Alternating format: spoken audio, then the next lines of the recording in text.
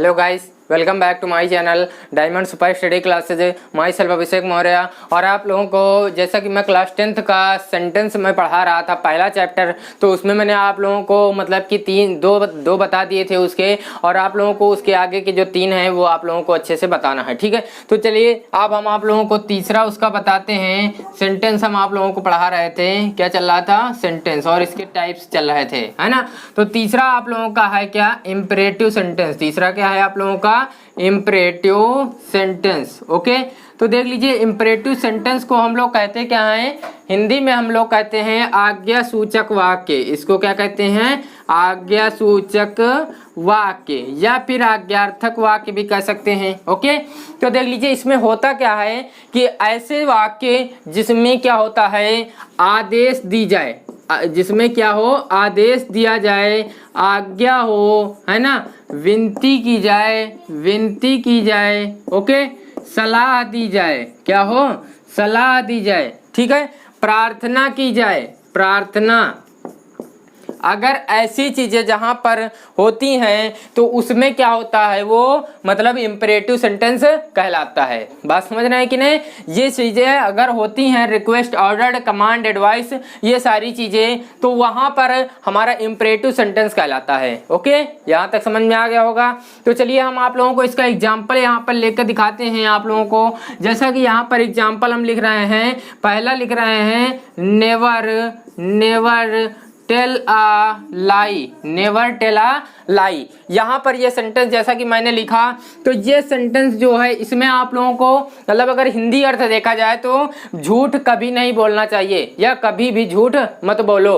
तो इसका अगर अर्थ देखा जाए कि सेंस क्या निकल रहा है, तो इसका सेंस ये निकल रहा है कि इसमें सलाह दी जा रही है, किसी को एडवाइस किया जा रहा है कि झूठ मत बोलो, झूठ नहीं बोलना चाहिए, है ना। तो ये क्या हो रहा है, सलाह दी जा रही है। तो ये ऐसे वाक्य हो गए, है ना। यहां पर लिखा हुआ है जैसे stop writing, stop writing, stop writing मतलब लिखना बंद करो, है ना। तो यहाँ पर क्या दिया जा रहा है, आदेश दिया जा रहा है। क्या दिया जा रहा है, आदेश दिया जा रहा है। इसमें क्या कर रहा था, सलाह कर रहा था, है ना, सलाह दी जा रही थी। आया समझ में आप लोगों को।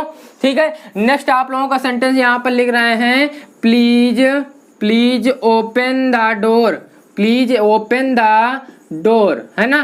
तो देख लीजिए यहाँ पर क्या लिखा हुआ है, प्लीज। जहां पर प्लीज लग जाता है, जब प्लीज या काइंडली आ जाए, तो वो हमारा क्या कहलाता है, इंपरेटिव सेंटेंस, और वो विनती की जाती है, उसमें रिक्वेस्ट किया जाता है ना, मतलब किसी से निवेदन किया जाता है जब ये चीजें होती हैं। बात समझ रहे हैं कि नहीं। अब इसमें एक चीज आप लोगों को और थोड़ा सा समझ लेना है, वो क्या है कि ऐसे वाक्य क्या होता है, ऐसे वाक्यों में एक सब्जेक्ट होता है, ऐसे वाक्यों में एक सब्जेक्ट होता है यू, एक सब्जेक्ट यू होता है, जो कि क्या होता है, छिपा रहता है, जो कि क्या होता है, छिपा रहता है। इसलिए ये सेंटेंस वर्ब की फर्स्ट फॉर्म या फिर लेट से प्रारंभ होते हैं, वर्ब की फर्स्ट फॉर्म या फिर लेट से स्टार्ट होते हैं। आया समझ में। तो ये आप लोगों का था इम्परेटिव सेंटेंस। ओके, तो चलिए नेक्स्ट आप लोगों को चलते हैं और बताते हैं वो आप लोगों का नेक्स्ट कौन सा है, चौथा ऑप्टेटिव सेंटेंस। चौथा क्या है आप लोगों का, optative sentence. Okay, optative sentence को देखिए क्या कहते हैं, तो ऑप्टेटिव सेंटेंस को कहते हैं इच्छा सूचक वाक्य। ऑप्टेटिव सेंटेंस को क्या कहते हैं, इच्छा सूचक वाक्य।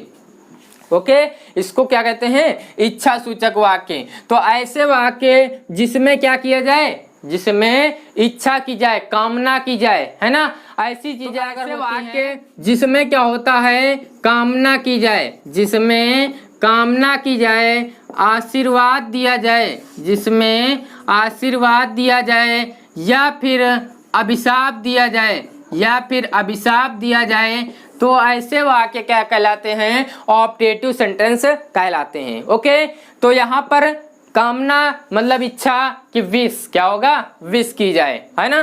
तो यहाँ पर आशीर्वाद को क्या कहेंगे, ब्लेस्ड, ठीक है, और अभिशाप को कहेंगे कर्स्ड। ओके, कामना को क्या कहेंगे, विश्ड कहेंगे। आया समझ में। तो जब ऐसी चीजें अगर कहीं पर ऐसा भाव निकल रहा है तो वो हमारा ऑप्टेटिव सेंटेंस कहलाता है, इच्छा सूचक वाक्य। ऐसे वाक्य क्या होता है, ज्यादातर ऐसे वाक्य में और सेंटेंस लिखा होगा और ये एक्सक्लेमेशन का साइन लगा होता है। ये क्या है साइन, एक्सक्लेमेशन का साइन है ना। तो ऐसे आप लोगों का सेंटेंस जब लिखा मिलेगा तब आप लोग पहचानिएगा कि ये ऑप्टेटिव सेंटेंस है। ओके, लेकिन आप लोगों को बाय द वे अगर लिखा मिल जाए ऐसे और अगर ऐसे लगा हो तो वो आप लोग यहाँ पर क्वेश्चन मार्क और इसमें थोड़ा सा अंतर देख लीजिएगा, डिफरेंस देखिएगा, क्योंकि यहाँ क्वेश्चन मार्क लगा है, ये इंट्रोगेटिव सेंटेंस हो जाएगा। आया समझ में, ठीक है। तो यहाँ पर हम आप लोगों को मतलब इसके एग्जाम्पल के तौर पे बता देते हैं। तो यहाँ पर क्या लिखा हुआ है, may you live long, may you live long, ठीक है। तो देख लीजिए यहाँ पर क्या किया जा रहा है, किसी के लिए विश की जा रही है ना, कि लंबे समय तक तुम जियो, ठीक है। तो यहाँ पर क्या की जा रही है, विश की जा रही है। आया समझ में। अब देख लीजिए यहाँ पर may you succeed, may you succeed, ठीक है। तो ये देख लीजिए, ये सेंटेंस ऐसे अगर सेंटेंस आप लोगों को मिल रहे हैं तो वो क्या कहलाएंगे, आप लोगों के ऑप्टेटिव सेंटेंस कहलाएंगे। आया समझ में आप लोगों को, ठीक है। चलिए नेक्स्ट आप लोगों का सेंटेंस चलते हैं। ये आप लोगों को समझ में अच्छे से आ गया होगा। आप लोगों को थोड़ा सा एक्सरसाइज भी हम इसमें सॉल्व करा देंगे तब और अच्छे से समझ में आ जाएगा, ठीक है। तो ये ऑप्टेटिव सेंटेंस हो गया। नेक्स्ट आप लोगों का पांचवा कौन सा है, एक्सक्लेमेटरी सेंटेंस, एक्सक्लेमेटरी सेंटेंस। तो देखिए एक्सक्लेमेटरी सेंटेंस का मतलब क्या होता है, विस्मय सूचक वाक्य। इसका मतलब क्या होता है, विस्मय सूचक वाक्य। ओके, तो देख लीजिए इसमें क्या होगा, विस्मय का मतलब होता है आश्चर्य। विस्मय का मतलब क्या होता है, आश्चर्य। आश्चर्य का मतलब क्या, हैरानी। अचानक कोई घटना हो तो इसमें कभी भी अचानक आप लोगों को हर्ष या खुशी मिल सकती है, अचानक आप लोगों को दुख मिल सकता है, आश्चर्य हो सकता है ना, कोई बड़ी घटना हो जाती है। तो ये सारी चीजें जब होती हैं तो वहां पर आप लोगों का एक्सक्लेमेटरी सेंटेंस होता है, विस्मयादिबोधक वाक्य या विस्मय सूचक वाक्य होता है, ठीक है। अब देखिए इनका एग्जाम्पल आप लोगों को बताते हैं, तब इसमें आप लोगों को एग्जाम्पल कैसे आप लोगों को देखना है। तो यहाँ पर जैसे लिखा हुआ है कि हुर्रा, आप लोगों का hurrah, hurrah we won the match, we won the match, ठीक है। और देख लीजिए लिख रहे हैं अलास ही वाज